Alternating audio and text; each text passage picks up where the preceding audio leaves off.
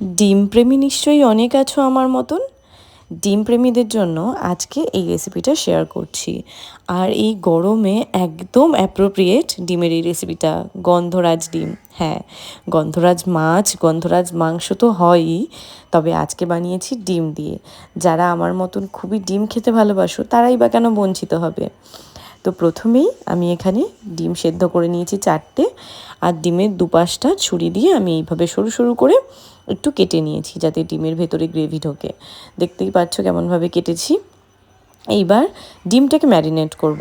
গন্ধরাজ লেবুর জেস্ট দিয়েছি, গন্ধরাজ লেবুর রস দিয়েছি, নুন দিয়েছি আর দিয়েছি গোলমরিচ দিয়ে খুব ভালো করে হাত দিয়ে মেখে নেবো, যাতে ওই যে কাটা কাটা অংশগুলো এর ভেতরে যাতে মশলাটা ভালো করে ঢুকে যায়।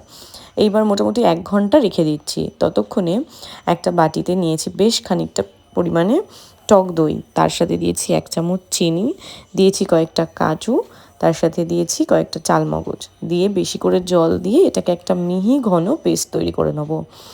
আর লাগছে এখানে পেঁয়াজ, আদা, রসুন, কাঁচা লঙ্কার একটা পেস্ট, যেটা আমি একসাথেই বেটে রেখেছিলাম।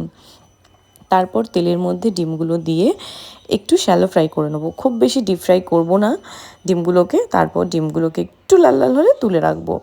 তারপর ডিম ভাজার তেলের মধ্যেই দিয়ে দেবো গোটা গরম মশলা, 2টো এলাচ, একটা দারচিনি, 2টো লবঙ্গ দিয়ে এবার পেঁয়াজ, আদা, রসুন, কাঁচা লঙ্কার পেস্টটা দিয়ে ভাজা ভাজা করব।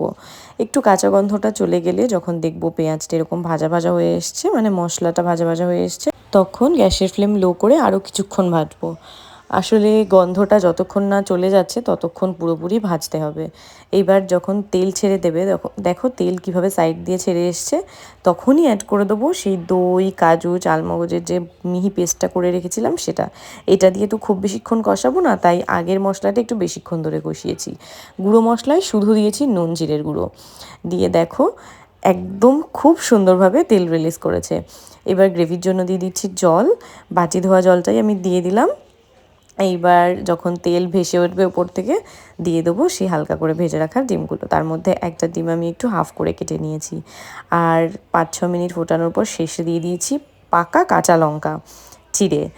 তারপরে একটু লেবু পাতার জন্য, বাড়িতেই লেবু গাছ ছিল, তো লেবু গাছ থেকে লেবু পাতা তুলে আনলাম, দিয়ে ধুয়ে গ্যাসের ফ্লেম এবারে একদম অফ করে দিয়ে গন্ধরাজ লেবুর 2টো স্লাইস দিয়ে দিলাম, একটা গন্ধরাজ লেবুর পাতা দিয়ে দিলাম, একটু লেবুর রস, লেবুর জেস্ট দিয়ে ঢাকা দিয়ে রাখবো 10 মিনিট। তারপরে সার্ভ করলেই রেডি আমাদের এই গন্ধরাজ ডিম, যেটা খেতে খুবই ভালো। শুধুমাত্র গরম ভাত নয়, ফ্রাইড রাইস, পোলাও দিয়েও দারুণ লাগবে।